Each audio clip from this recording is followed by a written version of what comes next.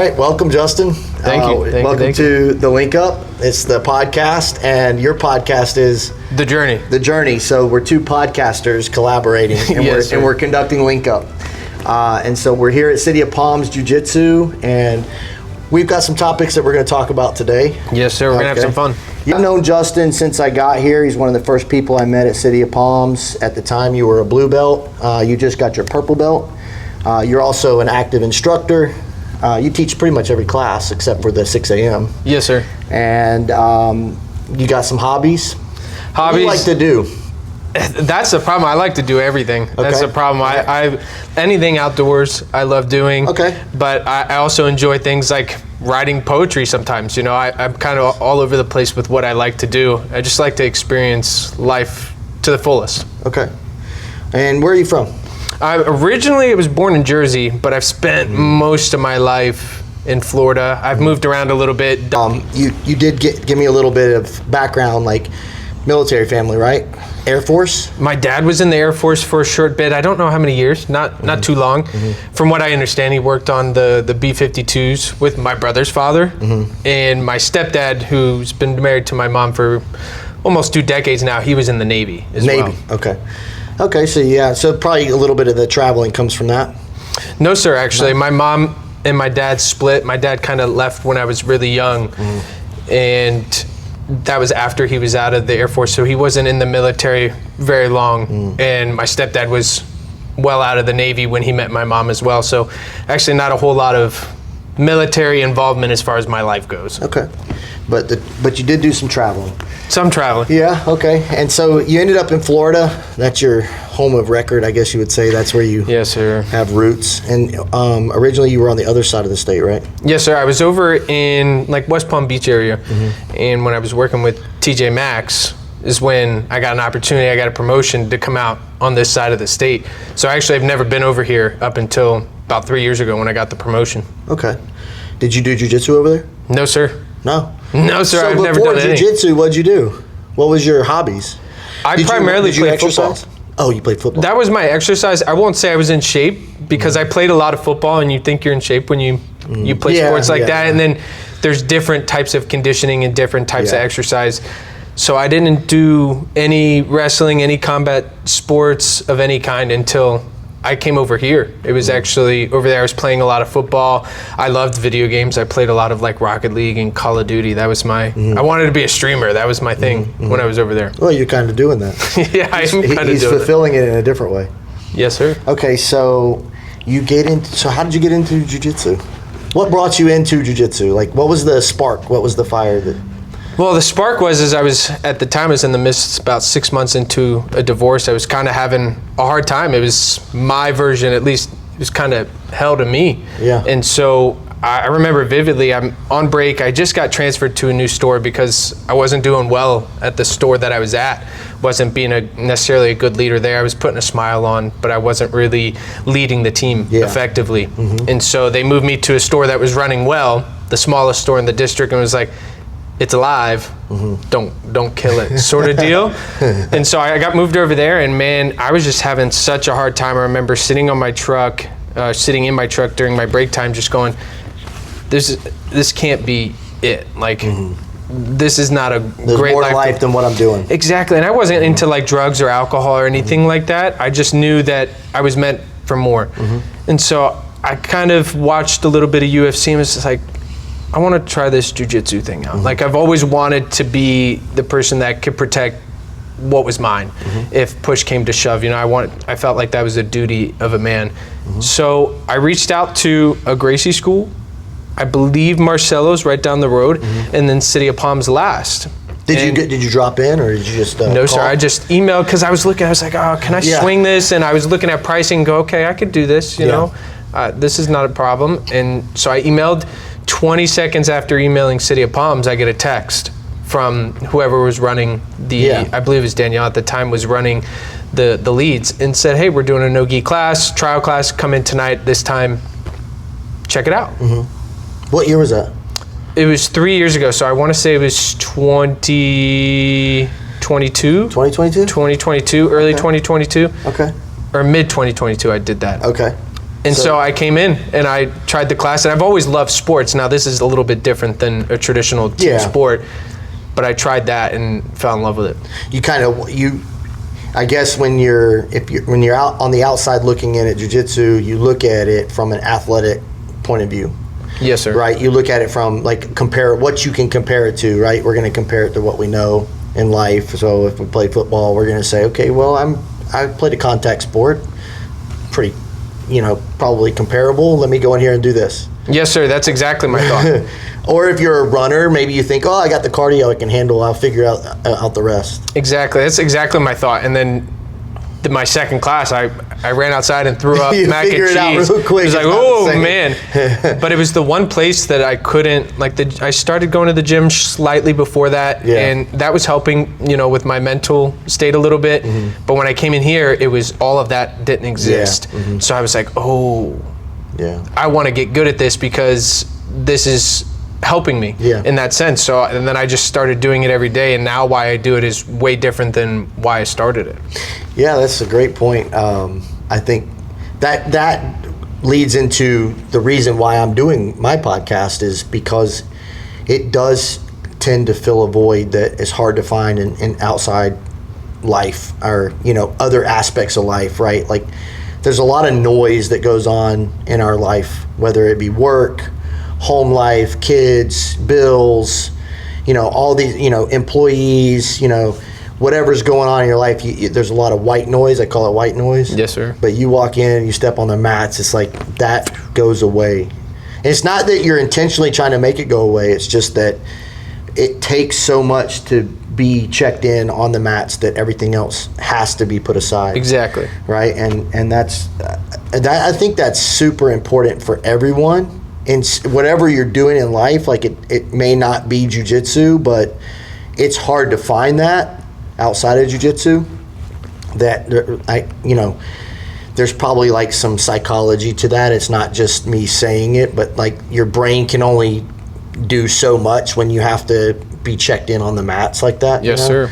So that's a nice getaway, or it's a nice release from all the other things that you're dealing with in life. Did you find that when you stepped on the mats for the first time? Yeah, I did. Actually, I think I still find that to be true.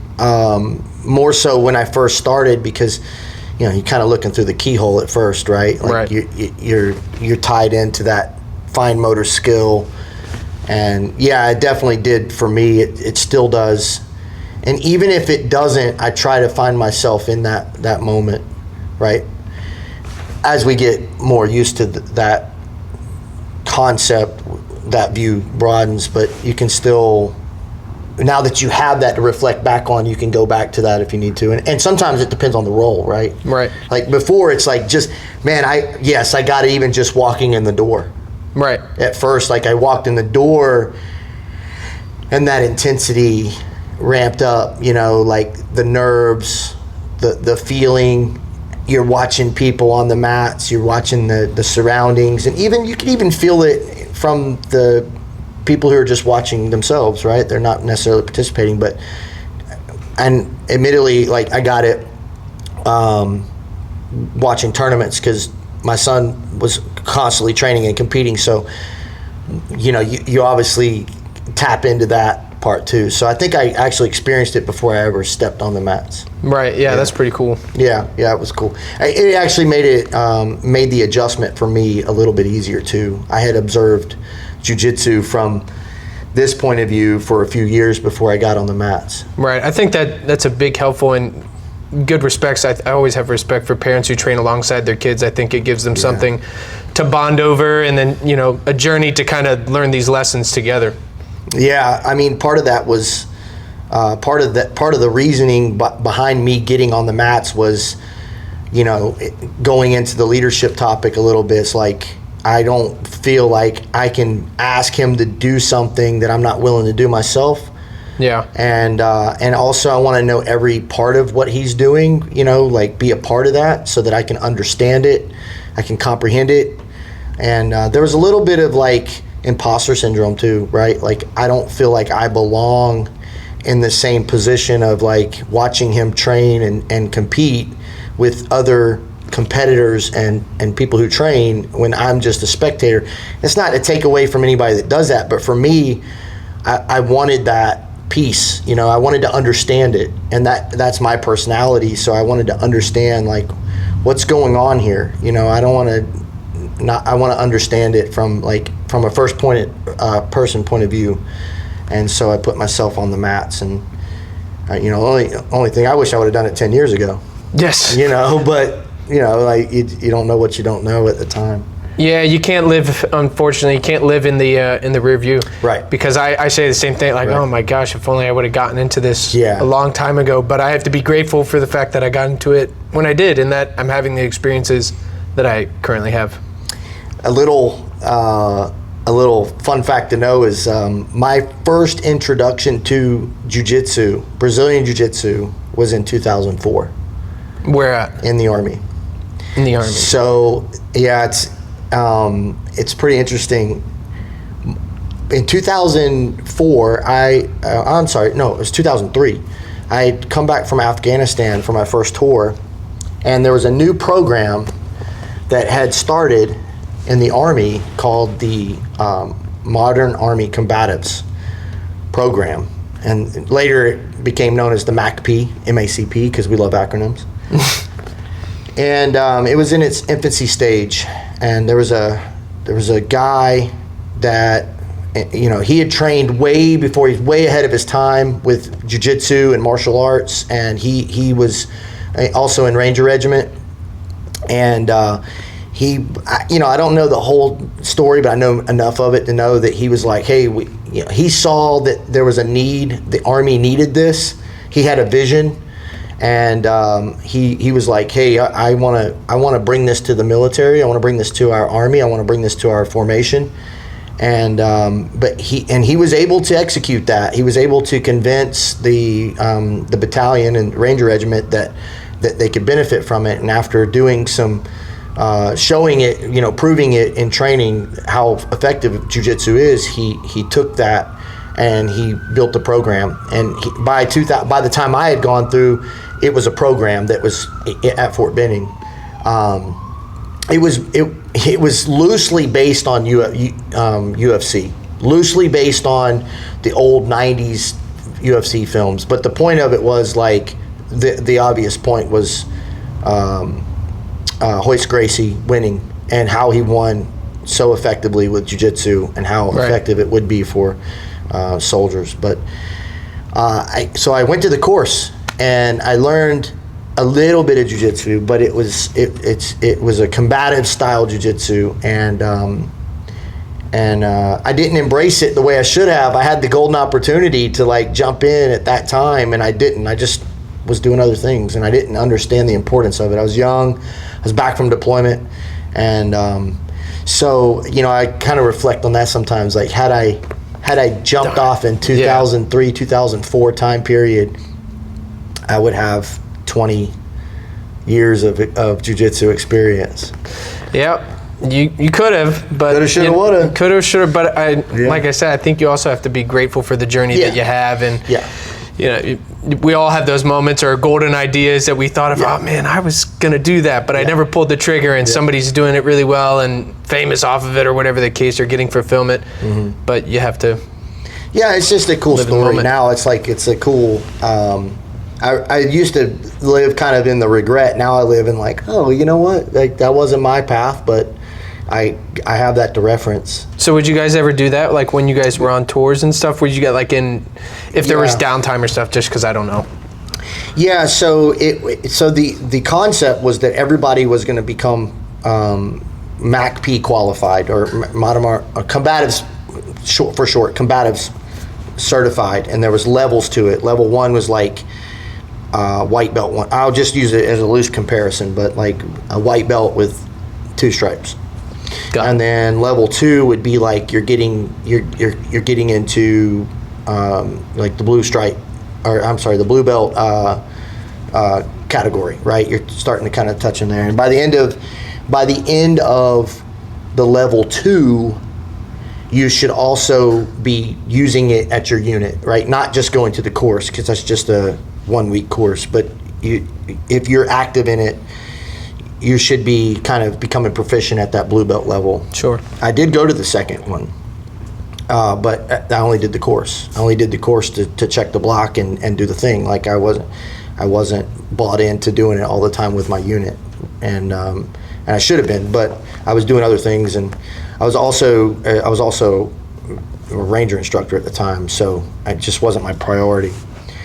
By the time you get to level 3, you really start to kind of develop systems, and you should be, in theory, you should be, if you're doing it all the time and you've been doing it through these other 2 courses, you should have about 3 to 5 years of experience by now. And so if you were doing jiu-jitsu all the time, you would also be kind of in the purple belt category, if you're on that progression. That's not to say that happens all the time. It's just to say, like, ideally, like, conceptually, you should be. Right. And I hope, that's kind of like the best case scenario. And then, but the difference is that you're not just doing jiu-jitsu. It's striking, it's fighting with weapons, it's in gear and equipment, and there's a lot more of like a MMA style approach. Right. And it's also there's no rules. There is a tournament that it's called the Lacerda Cup, which is really cool history too. Lacerda was a ranger, and he was a black belt world champion. He was a young guy. He was a stud.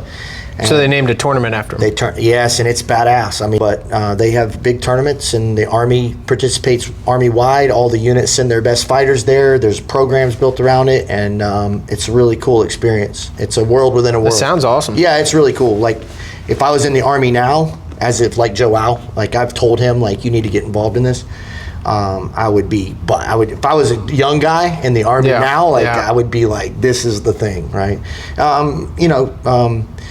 Tim Kennedy was kind of at the beginning stages of all that too.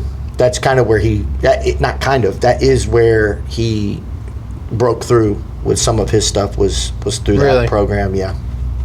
He was already fighting on the side, so it wasn't that program that led him into fighting, but it did facilitate him being in the military, in the Army, and also being a fighter. And then there's the special operations community that has their own thing that's that's similar, but that wasn't even planned on this podcast, but it's a good. I'll be honest with you. I am interested, with your background, and you have a lot of knowledge in that stuff. And like I said, I'm interested in a lot of things. So yeah, no, it goes. It's all full circle because those are the people kind of that I referenced are ones that paved a way, especially Matt Larson is the guy he's the guy that developed it. It was his vision. He had a great team. He had a lot of guys that he had on his team, but that guy saw what it is now 25, 30 years ago. Right. Like the vision that dude had for the Army. Before that, the Army was like, you learned how to be basically a wrestler, like a WWE wrestler. It was not effective. It was not a system that anybody would actually use in combat. It just was there to build like esprit de corps. It was there just like it was a unit cohesion thing, and it was fun, but it was not practical or effective. It was like silly stuff, Gotcha. And not that, I'm sure whoever came up with that was probably better than the program before, but we are all about improving. Yeah, complacency is the killer of progress. Right, yeah. So, yeah,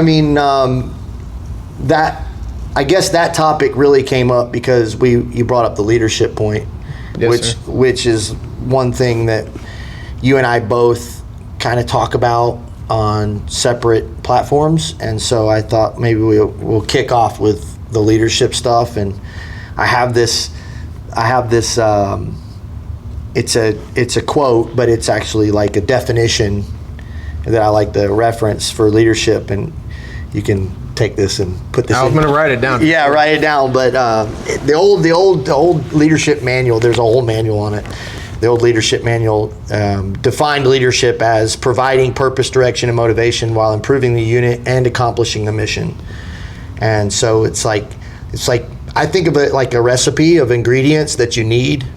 It's not the only thing you need, but you definitely have to have those things to be an effective leader. I don't like to say good or bad leader. Sometimes I will, but I like to say effective leader. Sure. Effective leadership is providing those ingredients, providing purpose, direction, and motivation. Without purpose, we're kind of lost. We don't know where what we want to do. We don't know why we're doing it, right? Yeah, solving that's that a big why. piece. And then direction is like we need direction. It's obvious, like my compass has to point me in that direction, or I'm just going to be walking in circles.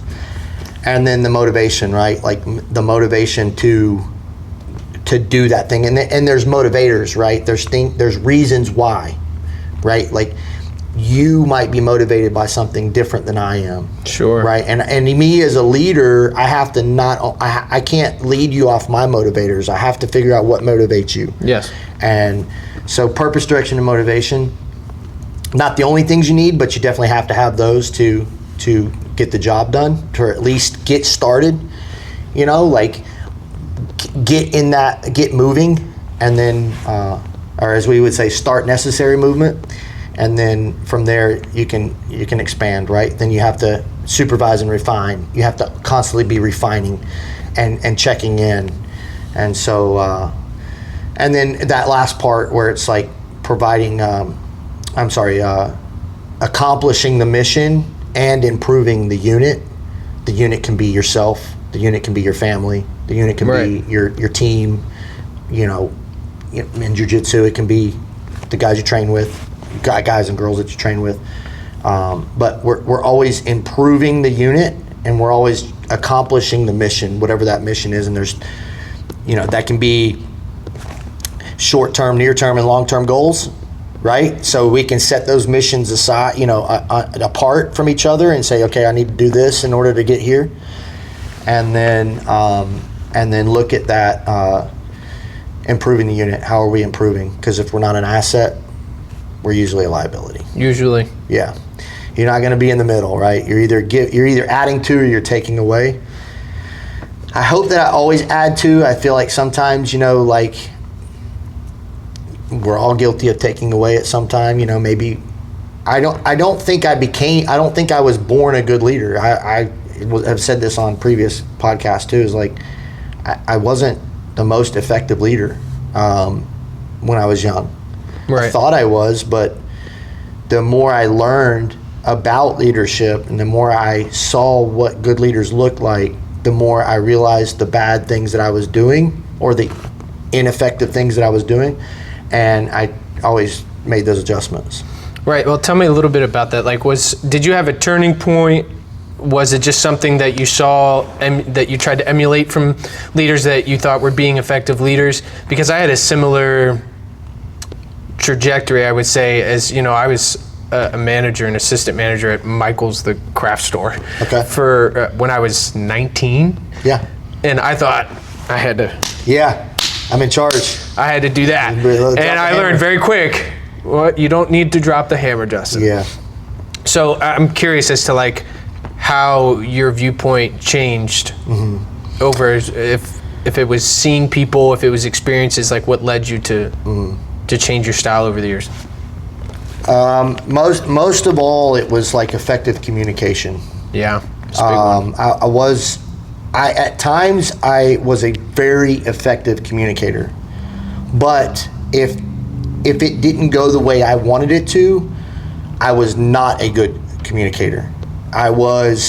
This is the way it's going to be done, and I didn't have the emotional intelligence to see everybody's point of view.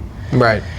Once I learned how well communication helps you get the job done, And once you kind of build on that, right? Like you see, oh, this worked. Let me use this again. And this is not working, and I need to stop doing this, and being kind of self-reflecting on like, I'm doing this thing and it's not working. I need to fix that. And now, like, if I do that thing, I immediately identify it.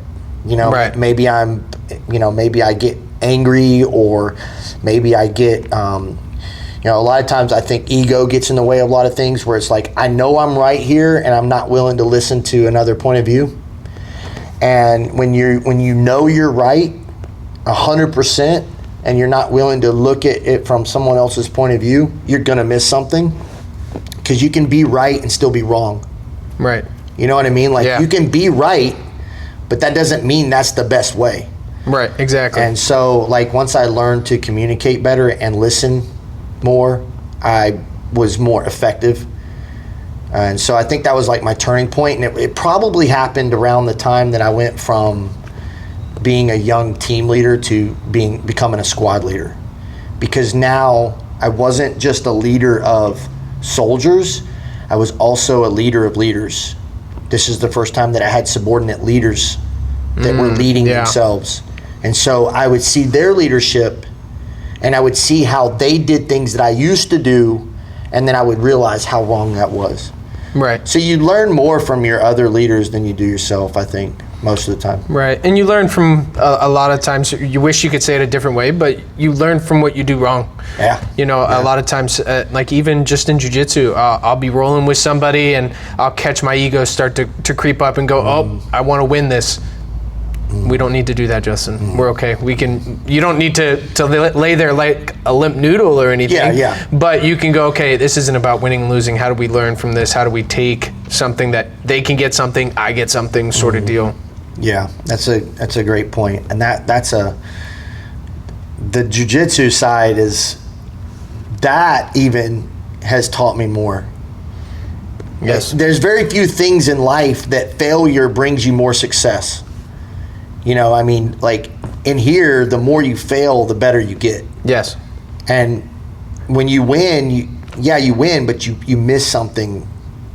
When you lose, and I don't like the word lose. I mean, lose isn't the best way to describe it, but when someone I is tell better them they than call you, it learning. I'm doing a private, and I say, hey, we're not going to use that word in here anymore. Yeah. We're going to use learning. Yeah. So, hey, when I'm learning, it doesn't mean like we are losing. Let's just, call it what it is, but let's reframe that to get us in a positive direction. Right. Yeah, I think losing is like, is absolute. It's definitive. Whereas learning is constant. Right. And there's nothing to lose in here. Tapping doesn't mean loss. It just means that something was done wrong and I need to fix it. Yes. Right? Either I did something wrong or I don't know something yet. And either way, I need to figure out what that is and start kind of solving that problem.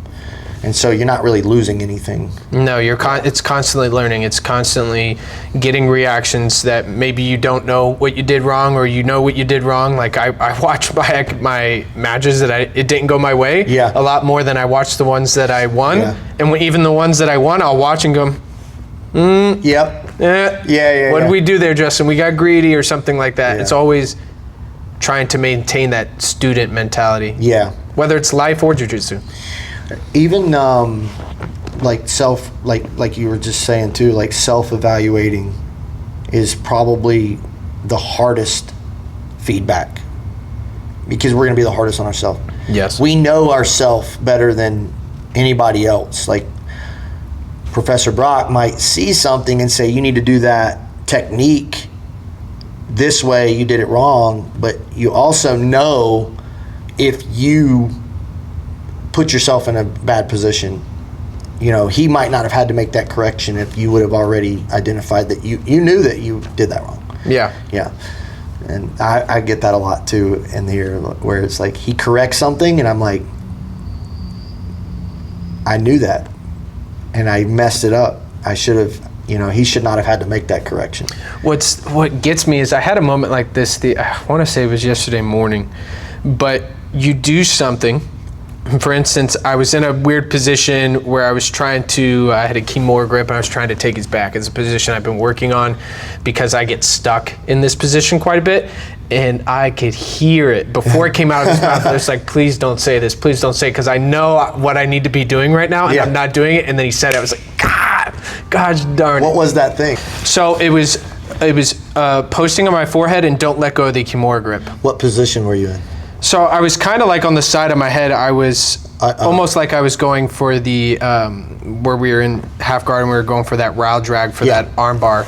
But I find myself a lot of times when they go to take me down, I'll grab that grip and kind of get halfway on my side. I got a leg through their body. So I've been working on like posting my arm through and actually kicking back to take the back because I sit there and I'm just posting on the side of my head. And he's like, on your forehead, Justin. I'm like, gosh darn it. Okay.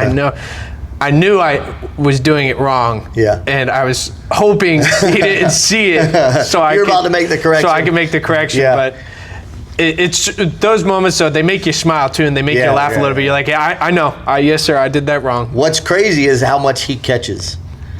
Every training session. He's like, he doesn't miss much. He misses some things. He and I talked about it a little bit. He's like, I don't see everything. And I know, but man, he catches a lot. Well, and not to toot his horn too much, I know flattery is not something, we don't need the grapes and the fans and the floats and whatnot. But I kind of like grapes and fans sometimes. we like the recognition, and it's just a testament to how much time he puts in as a student, studying. Eddie's another great example of that, just constantly studying, to where you can feel comfortable asking questions and you'll get a good answer as far as you'll be like, gosh darn it, yep, you're right, that's what I did wrong, or that's exactly what I've been doing this whole time and why it's not working, and what corrections you need to make. So are you as we mentioned earlier about you being an instructor, a coach. Yes, sir. I use those terms interchangeably, like you are a coach, but you're also an instructor because you're teaching. Teach, coach, mentor. Do you find yourself, let's say in the adult class, though, I know you do with the kids class because I've seen you, but in the adult class, do you look for that do you look from that through that lens like he does? I'll say it this way, I try to emulate not necessarily his style, but his culture of leadership. Yeah. So oftentimes, I just try to think of it from the standpoint of how can I give somebody value. I'm not going to be 17 years black belt knowledge. Like I just don't have that time in yet. But how can I add value to the situation here? Sometimes it's, hey, I don't know the answer to that. Let me ask Brock and let's circle back on this conversation. Sometimes that's how I add value, because I could talk out of my butt and then they go try it and it's wrong, and then they go ask Brock and he's, who told you that? It wasn't me, sort of deal. So I just try to think of it from how can I add value to not just the athlete or the student, but the person as well. It could be a variety of different things. Yeah, that's good. That's a good point. And we actually, Noah and I had that same conversation. That seems to be a common theme here, is that and it's funny because I didn't mention this when Noah brought it up, but it's almost verbatim what he said, which is good. That means there's a consistency within the coach community. Sure. But it's also a thing in the military. A soldier might ask, hey, how do I do this task? And a lot of leaders don't want to tell them they don't know. Right. A lot of people don't want to say, I don't know, because they feel like it makes them look like they're inadequate, or maybe they're not good at their job. But actually the opposite is true, is like, I don't know everything, but I can always find you the answer. I'm going to get you the right answer. I'm going to go to the right source and get you the correct answer so that you can work on this to be better. Right. And through that, you also become better yourself, because the next time somebody asks you that question, with 100% confidence, you know the right answer. Exactly. I like that. I think that's important, because if someone expects you to know everything, then they don't understand what you're doing there. Sure. It's like there's so many layers to this. Like, you're not going to know everything. And you lose credibility, not just from that person, but you lose credibility from yourself, because you're like, I was wrong, and I know I was wrong, and I was just blowing sunshine up their rear end about it, and you kind of lose credibility with yourself when you do that, rather than go, hey, I don't know the answer. It's okay to say I don't know the answer, but I'm gonna go find out for you, and we'll figure this out. Yeah, confidence, the confidence to be able to go ask that question. I remember like at the beginning, you don't even want to ask a question because you don't, like that's typical in every classroom setting, right? Every classroom setting that you're new in, one of the hardest things, at least for me, is to ask the question in public, right? In front of everybody, you got to ask this question. That the fear is like, I'm the only person in the room that doesn't know the answer to this, and I need to know, and I'm going to feel embarrassed when I ask it. You ask the question, and everybody's light bulbs because everybody else off. is going to know the answer, and you're the only one that doesn't. But they don't. Yeah. Everybody else is like, thank God he asked the question. Yes. And so now, it's a funny story. When I was 7 years old, I went to, my dad still tells me this. When I was 7 years old, we went to the museum. And I don't remember this exactly, but my dad remembers it, and he tells me this story all the time. I'm like 7 years old, we're in the museum, and they're doing the tour, and there's a whole group of students because it's a field trip, and they're discussing T-Rex or Triceratops or something, and here's Jason, he's got a question, and I ask it with the utmost confidence, right? Like, what is this? I don't know what the question was. I can't remember. My dad just tells me that I had this question, and I was the only person to ask, and then the teacher or whoever was giving the tour was very proud of that question, and that was a significant emotional event for me, because after that, I've always been confident to ask the question. Yeah. I don't care how I look, because it worked out when I was 7 years old. What that question is now. Right. Well, there are no stupid questions, but there can be some stupid answers. Yeah. I find myself similar, like not necessarily anxiety, but reluctant to ask questions, but I fear not knowing the answer more than I fear asking the question. So now it's like, I joke all the time. When I first started jiu-jitsu, every class I was asking a question. Now, in hindsight, I was asking questions that, were submission based or something, instead of going, hey, I'm getting stuck here. How the heck do I get out of it? Right. So I was maybe asking questions that I would not necessarily ask if I can go do it over, but every class I was like running towards Brock, like, hey, what's this? What's this submission? What's this submission? How do I do this? How do I do that? And I wasn't getting to those positions most of the time, but I was always asking, because I'm like, I'd rather ask and know the answer than not ask and not know. That just seemed a lot worse to me. My questions tend to be, I tend to ask my questions on system and concept based, not move based. Right. I'm so concerned and curious about how we got to that position that you're teaching me right now. Tell me about that. Why? Because I know we don't just start there. We don't start in this Kimura with, this position art. Like, how did I get here? Like, why am I attacking this? Like, why didn't I go to this other position first? And then of course Brock's always got an answer. It's like, well, you did and you failed, and when that failed, you went to this path. And so the more I asked those types of questions, I was able to actually understand when he's teaching something how that path came about. Sure. So now that it's just like once you have a base of knowledge, you can start asking questions based on how you learn best, right? Like, I don't learn the same way as you, and so the question I'm asking comes from its original state comes from, like, how did we get here? Right. Yes. Like okay, I understand the move and the points of the the task that we're doing, but how did I get to that point? And I think like I was always like this in all my classroom settings, schools or whatever, was like I would typically learn back to front.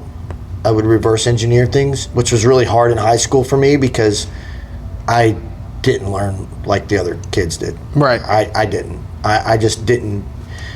It didn't make sense to me. But what I could do is, this is what I could do. I could sleep through the class, receive the information, go back and look at it from my point of view and understand everything that was said. Yeah, And that's interesting. Yeah, well, it wasn't easy when I was young because I didn't understand how to do that. I was frustrated a lot. Yeah. Super frustrated. And I didn't understand it. Like, I was just getting frustrated. And when I got frustrated, I couldn't learn anything, right? Your mind turns off when you get angry. Well, I think that's where effective leadership comes in too, then, Yeah. as the teacher and stuff, Yeah. everybody's got a different button. Yeah, exactly. And it can be hard when you have 20, 30 people in a room that all have different buttons. Mm-hmm. How do you figure out how to press all of them? Yeah, yeah. And find some common ground. Sure. And we have some onus, right? We have to ask the question. Going back to what we were just saying, like, if you don't know, you have to speak up. You have to say, I need more explanation. I need to learn this more. We tell the kids that all the time. Yeah. They'll look like deer in the headlights. Yeah. Were you paying attention? Yes, sir. And sometimes 50-50. Sometimes you ask them that because you saw them doing this. Yeah. And sometimes you see them paying attention, and then, yes, sir, I was paying attention. Okay, so when you have a question or you don't understand, it's okay. You got to ask the question because we'll explain it again. We'll try to explain it a different way so that way you can be effective in this training rather than feeling lost half of the time. Right. Yeah. Yeah. Yeah, or if you miss something, you miss a critical point that you're going to build on. If you miss that, it's going to take a while to catch up. Sometimes he'll be teaching even in the adults class and the door opens. That's my big one. The door opens. Yeah. And I come back and go, oh, like it's only 2 seconds, but I come back and go, how did we get here? Yeah. Sort of deal. So it's like, sometimes you just got to ask the question. Yeah. That's a good point too, is as an instructor, as a teacher, finding where to back up and pick back up so that everybody stays on track, right? It's reading the room. Yeah, sometimes I'll find myself like, I did it, I think, last week or the week before. I was teaching one of the adults class, and I forgot to give a key detail as to what the partner should be doing to make this technique effective. Right. And I saw that I didn't make that like adjustment, and so okay, hold on, let's circle back up. Let me explain this. Let me circle back to this for a second and go, this is why we're doing XYZ. That was my fault. I missed this. 1, 2, 3, go. And then they get it perfectly. Yeah. Yeah. They're like, oh, they probably don't even realize they missed it, but because you realized it. Right. Well, when I said it, a couple of them were like, oh, yeah. That's on me, guys. Sorry about that. It's a lot of information. Yes. We were doing single leg X last night. You had already left last night, but we went in single leg X, and that is one of the first.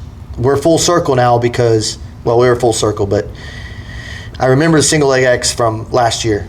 Right. We were going into it, and there was a couple of things that were different last night, or maybe I had remembered different because that view was a lot wider than it was a year ago, or almost a year and a half ago. Right.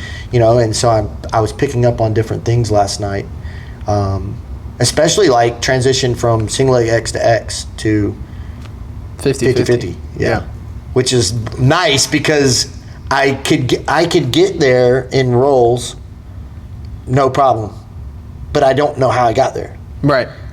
And even there was a couple of times, which I'm probably saying this for the first time, is like I would do that thing and it went flawlessly, and Brock would say something like, I see you, good job. And I'm like, fuck, I don't know what he's talking about. I don't know what I did. But I don't want to tell him I don't know because whatever I did was good, and but then you go back and we're going back to the training, and I'm like, that was that time 6 months ago when I went from single leg X to X and got the sweep, and I don't know how I got there, but I did it because I had received the class and somehow my brain said do this. Yes. Super crazy. And that was fun because even just re-drilling this thing and the details and seeing how I got there, I went all the way back. Yeah. It's crazy. Your brain went. It did. Bing! To that night, 6 months ago when I hit this thing and Brock told me good job, and I was like, I don't know what the good job was for. Right. But all right, I'll take it, Yeah, exactly. Yeah. But I did know that it had something to do with that, and then it clicked. Right. So, golly, what's going to happen in a year from now when other things click from last year? Exactly. Right? And it's just like adding small details as you come back through the curriculum. you know, I was telling them on the mats yesterday morning, because we did the same drill in the no-gi class in the morning, and I was like, just from the first time we drilled single leg X, we didn't go to X and then to 50-50. Oh, right. And how, like, the minute someone pushed that foot off the hip, it was just like, yeah, well, you beat me. You got me.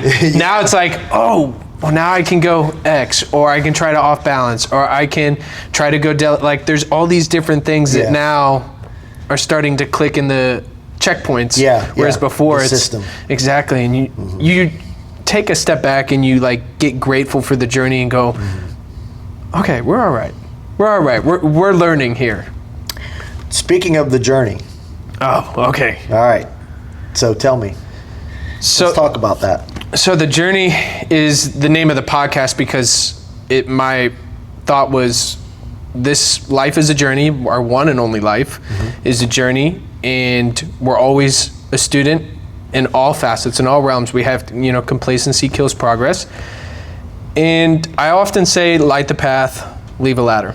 You know, I don't think being at the top by yourself is all that much fun. Not that that's where I'm at, but when I get to where I want to go, I don't want to be up there by myself. And so as I go through this journey of becoming the person that I want to become, let me light the path for other people. There might be other men in similar places, feeling similar ways, that can get the inspiration from me being willing to talk about what I'm scared to talk about. Yeah.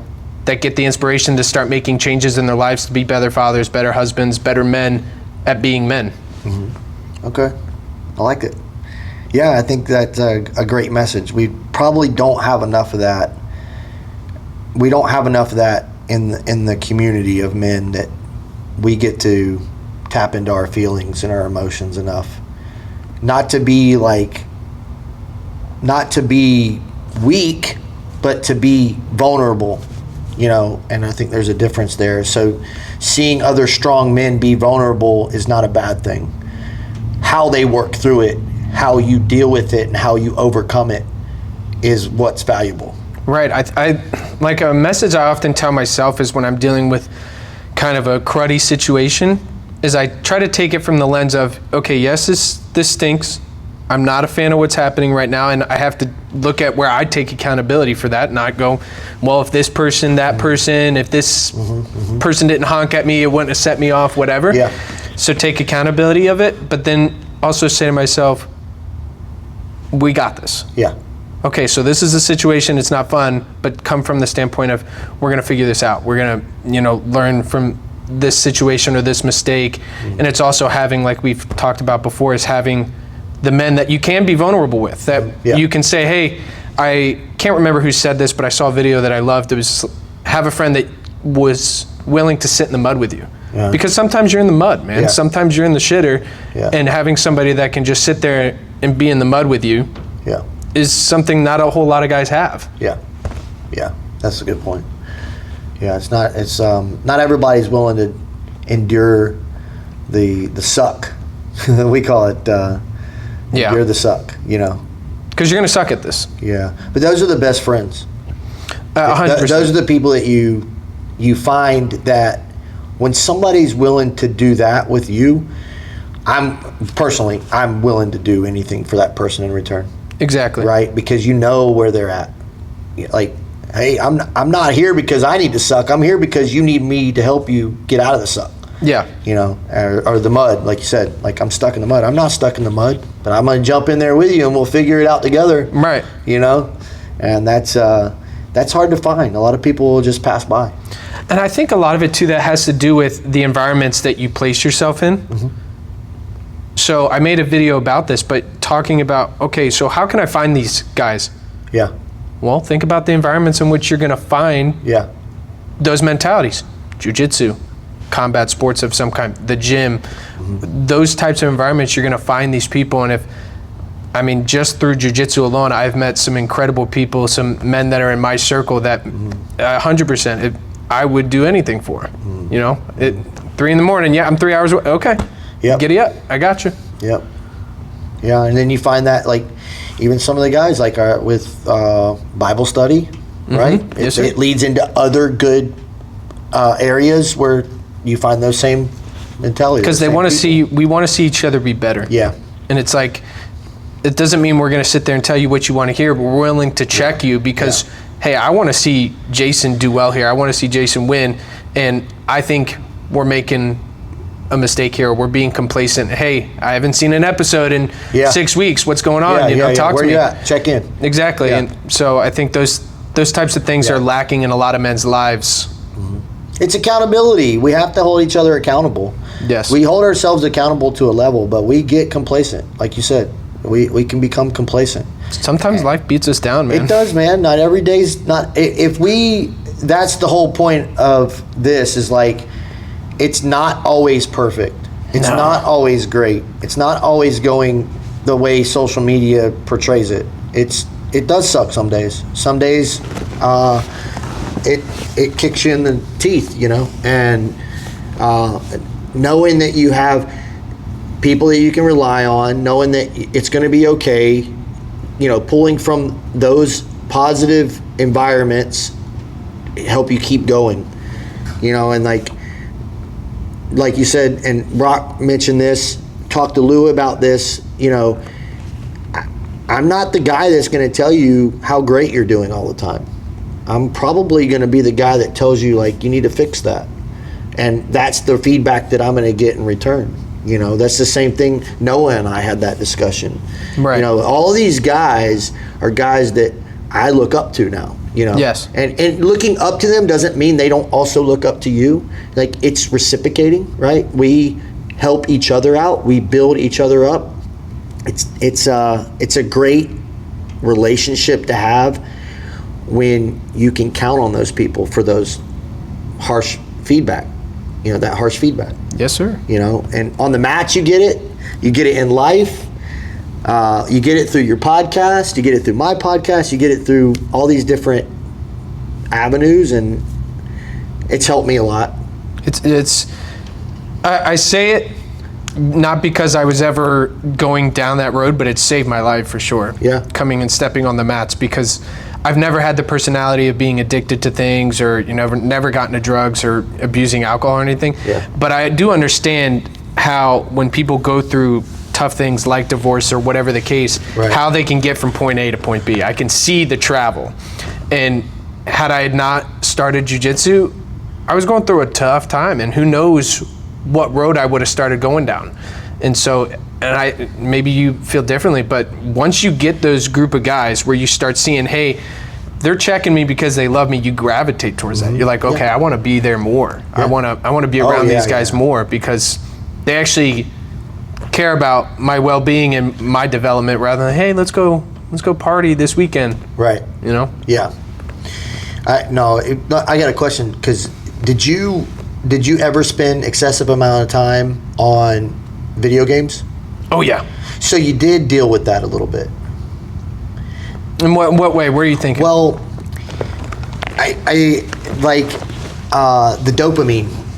The dopamine is an addiction, right? Yes. And I played video games too, so I'm relating to. I also drank heavily, and I quit drinking. I haven't had alcohol since August 23rd of 2021. Hey, good for you. Yeah, and I appreciate it. And it's not to say that I was an alcoholic. That's I don't know if I fit in that box or not, but alcohol was not contributing to my life in a positive way, any way, shape, or form. So I said, I don't need Adios. it. But video games fell into that category for me as well, where I would start playing, and maybe I play a game or two, but then I would get to where I'd play all night. Yeah. It builds, because what I realized later on was that that's a dopamine fix. Yes. You and I talked about dopamine the other day. I couldn't remember. I was like, what is it? You're like, dopamine. I was like, exactly. That's the drug that nobody realizes. We get it from so many things in life, whether it be food, social media, video games, even too much TV. People don't watch TV like they used to, but you could binge Netflix for a whole weekend and not get out of bed, and that's nice, but I was constantly trying to make content. I was spending hours getting film to try to make these videos. That's where I actually started editing videos, was for gaming. And I actually sold my console, sold my TV. I don't have a TV in my house, haven't had a TV in my house in probably, there's one in my kids' room, but I put it in there for a reason. Yeah. Because I'm not gonna go sit on my kid's bunk bed to watch TV, but Yeah. I haven't had a house or TV in my house in almost 3 years, because it's like, it's not serving me. At least at this point in my life, it has no service for me. It's gotta go. Yeah, it's good. So what else about the journey? What's your goal with that? What's your mission? My mission is to inspire men to do the same, is to realize, like, hey, I need to be better, I can be better, there's people counting on me to be better, kids, wife, friends, parents, you know, and inspiring them to go do that and find their purpose, because that's really important. You want to be fulfilled. You know, I've worked jobs where you go in and the first day you're like, oh my gosh, this is going to be something. This is going to be a lot. You know, and sometimes you got to tie the boots on tight, right, and go, but this is what's got to happen. This is what's got to get done. Sometimes that's part of it, but I think the overall goal is to be able to give back. I had a givers not takers page for a while because I wanted to give to people. I'm always a giver, and sometimes you do have to be selfish. That's not a bad thing, but I want to use this to be able to help people, help men, you know, give kids experiences, resources to be better before I realized I needed to be better, you know, so that way they're not 30 years old going, I'm in a cruddy situation here. Hey, how can I help these kids have father figures or whatever the case, so they can embark on that journey a lot sooner? That would be where I'm headed. That's good. Yeah, I think that's a good message. I think everybody's going through something, and it's really hard. Sometimes you look at someone through rose-colored glasses. You've heard that before? Yes, sir. And their life just looks so perfect. Everything's going well. They got this beautiful family. They got money. They got all this, and then you find out later on it wasn't that way, and then you realize, like, everybody's going through something. Everybody's struggling on something, and we're all just trying to get through this life for the first time. It's not like this is a redo. Like it's not like I already got my practice run and I'm trying. I get a second chance. There's not a respawn here, right? I make a mistake, man. I'm just getting through life for the first time. Yes, sir. I like that. That's a good way of putting it. It's not mine. It's a friend of mine that told me, but it made a lot of sense, and I think it's a good message. We forget that. I'm doing this for the first time too, and it's not easy. So, that person's special to me, and it's a good message. I think about that a lot, like, because for me, I think I'm supposed to be perfect. Where do you get that? I don't know. I don't know where it comes from. I don't know. I try to figure that out, but man, it's rough. Like, I try to be perfect at everything I do, and when I fall short, I don't know how to handle that. Sure. You know, so it's a good thing because I do well at a lot. Like, I've been very successful, and jokingly, my friends and people I know would say, man, you're just good at everything, aren't you? And I would say, no, I don't feel like I'm good at anything. Yeah. You know what I mean? But from their point of view, I am good at everything. But to me, I saw where I failed. Yes. Or I didn't know, or I didn't do something right. And that's been my biggest challenge, is like accepting that I don't have to be perfect. I'm gonna make mistakes, and not allowing that to frustrate me and be my demise, you know? So, yeah, and for what it's worth, you know, I've known you for just, about 2 years now? Yeah. So just from seeing your progression on the mat, starting this and whatnot, worth anything, I'm proud of you. You're doing an awesome job. No, it is. It's worth a lot. It's nice to hear that. You don't hear that a lot from people, but like I said, I don't personally like the grapes and the fans and the floats. Yeah. But we do like to hear that people are proud of us. We do like to hear the recognition. You did a great job there. We do like to hear those things when it's due, in the sense of, like, we don't want to hear it just to hear it. Yeah. We want to feel like you did a great job, and competitions helped me a lot with that, with handling failure, learning how to lose. Yeah. Yeah. Oh, yeah. Competition. Jeez. That's a journey in itself. A terrifying one. I'm sorry. I had this thought, like my random thought of the day was, sticking feathers up your butt does not make you a chicken. Where does that come from? It's from the movie Fight Club. Brad Pitt says it to Edward Norton. That movie. Yeah, but it's so funny because because you were saying, like, I don't want to just tell you something to make you feel good. Like, I'm going to tell you, like you said, like, it's meaningful. If you don't, if I try to pride myself on that too. Like, if I don't feel that somebody's doing a great job, I was talking to my brother for like an hour last night. I'm not going to tell you you're doing great at something if I think you're not doing great. I'm going to tell you what I think, and it's up to you to do whatever you want with that information. Maybe you go, Justin's freaking crazy. I'm doing fantastic. But I'm not going to lie to you just to make you feel good or tell you to hear something that you want to hear. Did we miss anything? I don't think so. We talked a lot of jiu-jitsu, talked a lot of life, a lot of military stuff too, because I love hearing about that stuff. Where can we find you on social media? Social media, I'm on Just Inspire Growth. Shout out, I'll give Lewis kudos. He came up with that name for me, which is awesome. Yeah. I love it. When he said, we were on the mats actually on a Sunday class, and he said it to me, I was like, that's the one. That's good. So Just Inspire Growth on really all the platforms. I'll have an episode of myself coming out here in a couple days. So yeah. That's where I'm at. All right.